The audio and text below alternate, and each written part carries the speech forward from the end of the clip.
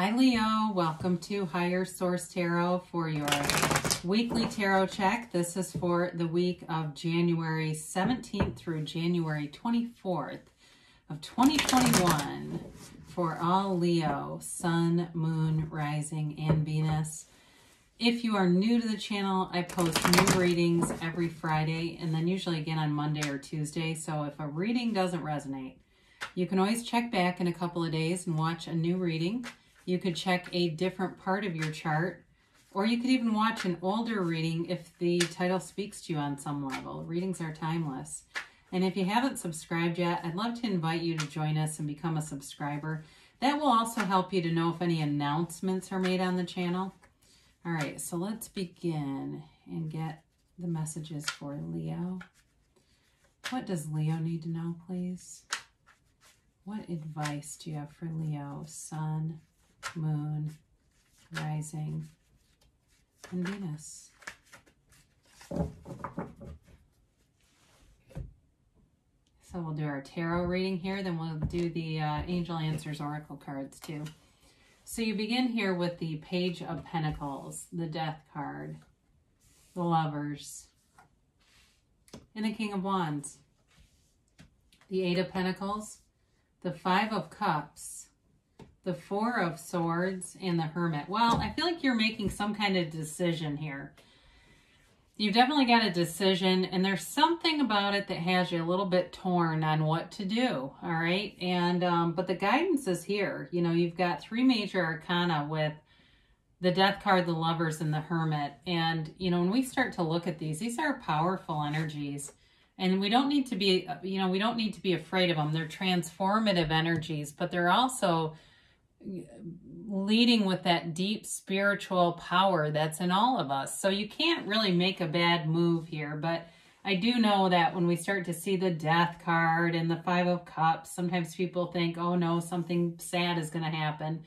Not necessarily, because I do feel like it's more about you being refocused in this new year, quieting your mind a little bit so that you're making decisions that are moving you forward with things. So the Page of Pentacles shows up to bring in an offer, okay? It's a developing offer. For some of you, it could be a new job, just like at the beginning of the stage where you send in a resume or you applied online and you're getting an email confirmation. You're getting an email about setting up an interview, things like that.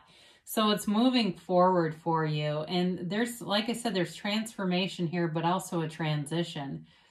Now, for some of you in a relationship, it's about to take a more serious turn. There's definitely a love connection here, a soulmate connection. If you're already in something, this can also be kind of the revitalization of it. Stepping back, letting go of all the ego attachments and really seeing your partner through the eyes of Source, seeing your partner with a compassionate lens and not being caught up in the day-to-day stuff, you know, the foibles, the little irritating things that we suddenly builds momentum and steam, and that's all the other person is. You know, they walk into the door and you're like, oh God, they're back. You know, it's getting back into, oh, I can't wait till we're home and we can watch a movie or go to the gym or whatever you like to do together. I feel like there's a reconnection here. So the Death card comes in as your higher self here. The skeleton is your higher self.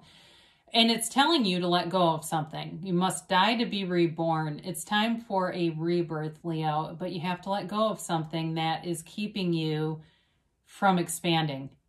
And whatever this is, you know, there's a number of people pictured here. We don't usually look at the cards that closely.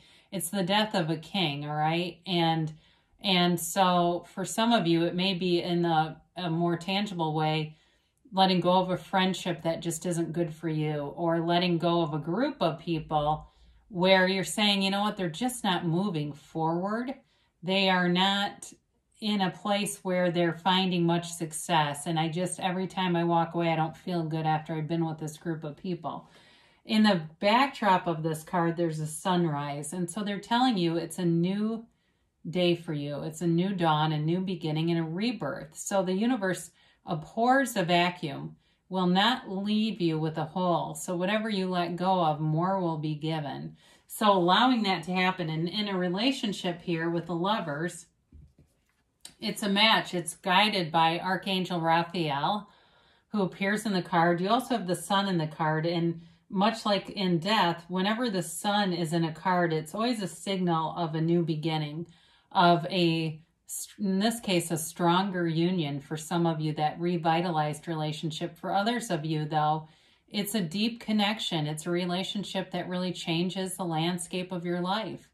And it's a choice, you know, it's a choice towards the light, towards going into something loving and not looking for, it doesn't mean you don't go in without discernment, but not looking for things you don't like, right? And so it's allowing yourself to just kind of be swept away in love for some of you. And I do feel like with the King of Wands, it's about taking action here. So the King of Wands is very much a go-getter card. So some of you, this may be who you're attracting, could be another fire sign. And I do see, whoever this is, they want to invest in a relationship. And they're all in, okay? They jump in with both feet. They have a lot of passion with whatever they do. And they're inspiring to be around. It could be somebody who is some kind of a coach, a life coach, or like an upper management or something like that, where they are very good at leading a lot of people. And they might even be the person, if you're married already, the parent who at, you know, neighborhood activities, they are leading all the kids, you know, that kind of a thing. Or they're the ones that are always saying, hey, let's have a block party. Let's go do this. They've got a lot of ideas, but they also get behind those ideas. This is somebody who's very inventive. They have ingenuity. They are willing to put things together and actually see it all the way through. So in a relationship, they see things through here. And it also, too, could be you at work in terms of moving forward, because you do have nice aspects here for money. So the Eight of Pentacles gives you that drive, that focus, that determination to stick with things. So the King of Wands is an initiator. In this case, I do get the feeling, though, and it's related to this Eight of Pentacles, that there's staying power to it. So it's not just the fire that burns bright and burns quickly. This really is about a long-term investment. And so in work, too, it may feel like it's a little bit methodical, but for whatever the area of your life this speaks to, it really is moving forward in a way that's very stable and bringing in more, though. So it's like, you know, you're very busy, you're focused, you've got an energy that brings in more money, more success, and long-term in a relationship here. So the Five of Cups is, again, I do feel like it's related to that death card, and it is more of an indication that you may leave something behind, but there's more, okay? But you've got to turn away from whatever it is here. If we keep looking at these spilled cups, we stay down there. And so we recreate situations that make us feel lost, that make us feel empty on some level, that make us feel like regretful. And so it's really about taking in your surroundings. You know, there's a bridge to go home here. She just has to walk towards those cups, and there's the bridge. So for some of you too, I do get the phrase water under the bridge. And so for some of you, if you've had a falling out with someone, you may decide, be on a break from them right now. There may not be any communication. But I do feel like you'll come back together. And it, like I said, it's like this water under the bridge. It may be more of a friendship or a family member, though, with that. And it's got some, really what they're telling you is be happy in the meantime and not keep focusing on this, not keep retelling the story to everyone. Because sometimes we want to get that invisible army around us, and we want everyone around us to console us and tell us we're right. But it only keeps that vibration so active. So here's your best way to inactivate it with this Four of Swords. It's putting down the fight. It's hanging up the swords.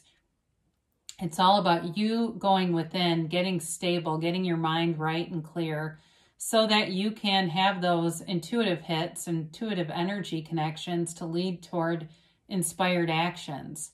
So for some of you, this can be about going to a therapist, but it's very goal-directed. So if you're in therapy and you find that it hasn't been moving forward much, it's really time to start to set some goals and get a little more structure around it.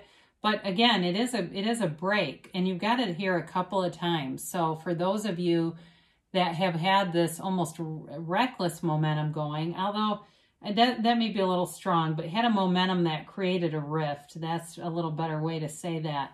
It allows you a way to stop the momentum so it doesn't keep creating it doesn't create wreckage, okay? So the Hermit shows up, Virgo energy. So you've got Scorpio, Gemini, Virgo. I'm sorry I didn't mention this before. You've got, let's see, all the elements here too. So you've got the Great Shaman, and the Hermit shows up to guide you back into spirituality. So in similarity to the Four of Swords, meditation, quieting your mind. Some of you may be using other spiritual teachers as your guide, getting information, and even just listening to it to drown out your own noisy conversations in your head, and it just refocuses you. He's also, though, an indicator that you're on the right path, and I also see it with the Death card. You're on a path of transformation that brings in more, and it may be a time in your life where you really ascend, where you get into this place where you get it, like all the talking and the allowing emotions just to run wildly is the ego, and it allows you to detach from that.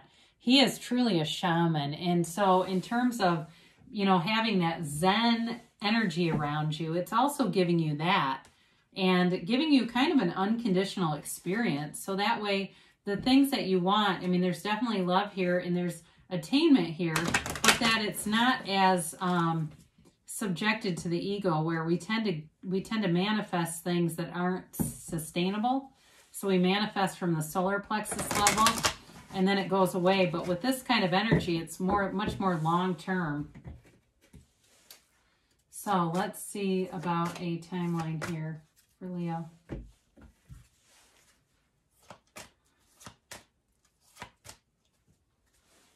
All right, you have communicate clearly. It's been coming up a lot. Universe always hears you. The universe delivers what you ask for, whether you want it or not. So being very clear, not only in your thinking, but also your emotions. So if you find that you're getting revved up by talking about a situation, like we said earlier, disconnecting from that so that you don't recreate more situations that bring in heartache or disappointment. Because overall, if you didn't have this here, there wouldn't really be a terribly emotional component to this. So you've got trust, and that is trusting that you're always being guided with the universe. You're working in tandem. You are a cooperative component with the universe at all times. And ask your angels. So before you watch tarot, ask what you need to see and know, and they will give you messages. They're all around you. Perfect timing, Leo. So you're on the right track with that. Now you got there's something better. So there may be something here, again, with that Five of Cups, focusing on those spilled cups. There's something more. So when you ask, and asking is given, you say, this or something better. And so allow the universe to make any adaptations that are for your highest good, because the universe will bring in beautiful, beautiful manifestations. You just have to allow them. So I love you, Leo, and I'll be back again soon.